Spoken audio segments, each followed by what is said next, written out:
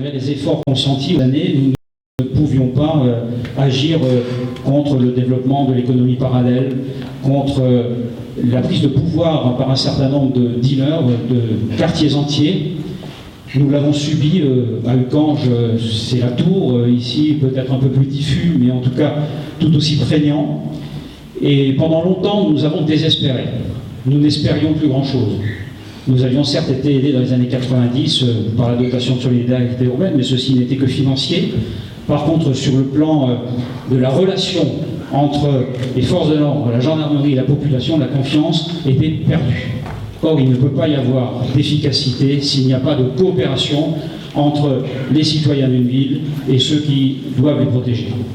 Aujourd'hui, cette confiance est rétablie, je peux l'affirmer, après seulement une année de mise en œuvre de la zone de sécurité prioritaire. Après seulement une année. Simplement parce que c'est déjà un état d'esprit. Les gendarmes sont allés au contact des commerçants, ils sont allés au contact des associations, ils sont allés sur le terrain, ils sont en VTT, ils sont sur le marché le samedi matin. Aujourd'hui, ce ne sont plus les jeunes qui ont peur des gendarmes, ce sont les jeunes qui vont vers les gendarmes pour discuter avec eux. Par contre, les délinquants, eux, ne leur font plus des doigts d'honneur. Parce qu'aujourd'hui, les gendarmes s'arrêtent et font effectivement sanctionner et sanctionnent ceux qui ne respectent pas le droit. Et c'est si simple finalement que de faire le constat que 95% des gens qui habitent ce quartier ne demandent qu'à vivre tranquille, que 98% de nos gamins ne demandent effectivement qu'à être dans le droit chemin, et que ces 2%, eh bien, il faut effectivement les empêcher de nuire, pour que tout un chacun puisse dormir la nuit tranquillement, se réveiller le matin pour aller travailler ou chercher un travail. Cette expérience, l'expérience d'Uckange qui marche bien, et celle qui va se développer à Famec est tout à fait intéressante.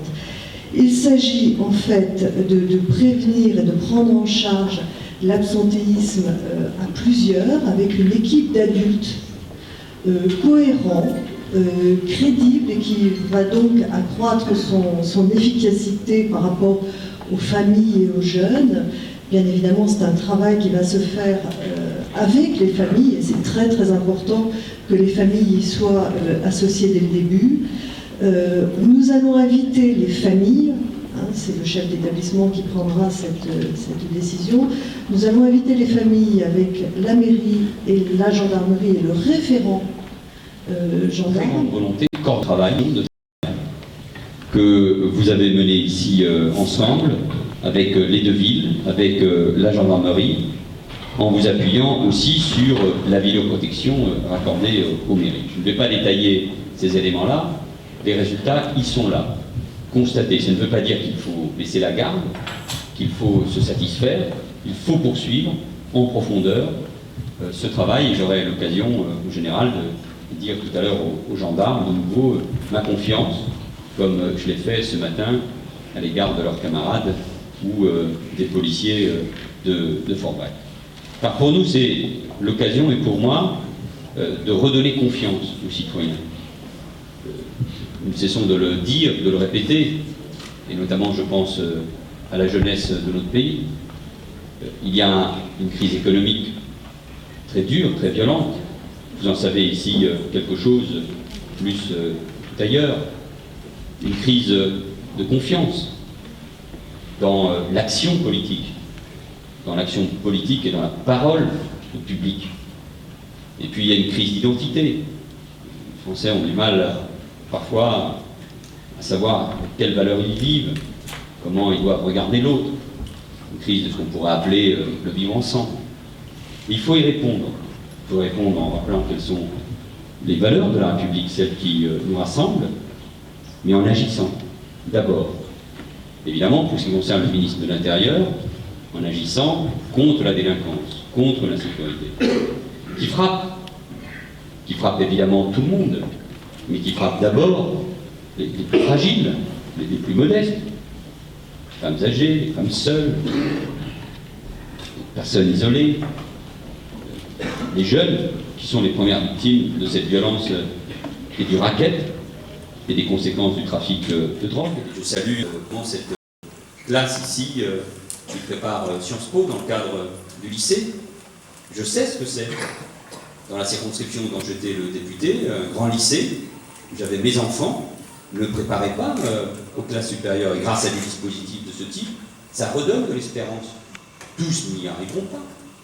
Mais en tout cas, ça montre que l'ascenseur social, comme on dit, la capacité de la République à redonner de l'espérance, est bien là.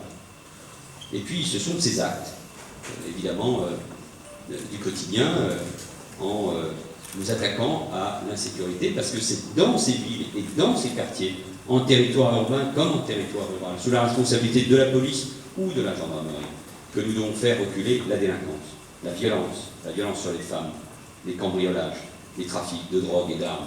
Nous devons le faire à travers la force de l'ordre, je salue l'engagement, très grande coopération avec la PAF, le GIR, les douanes, la coopération aussi avec nos voisins luxembourgeois ou allemands de la France. C'est pas son origine, c'est ce qui nous rassemble. On peut être né de l'autre côté de la Méditerranée, j'espère profondément français. On peut être né de l'autre côté des Pyrénées, être profondément français. Il n'y a pas beaucoup de pays où on donne sa chance, sa possibilité à une jeune franco-marocaine ou à un espagnol qui sont aujourd'hui membres du gouvernement de la France. Je ne sais pas si c'est le modèle, mais en tout cas ça veut dire que quand on regarde la France pour ce qu'elle est un grand pays, celui des valeurs universelles, celui de la Déclaration des droits de l'homme et du citoyen, de la Révolution de 1789, on est capable de se rassembler autour des mots liberté, égalité, fraternité.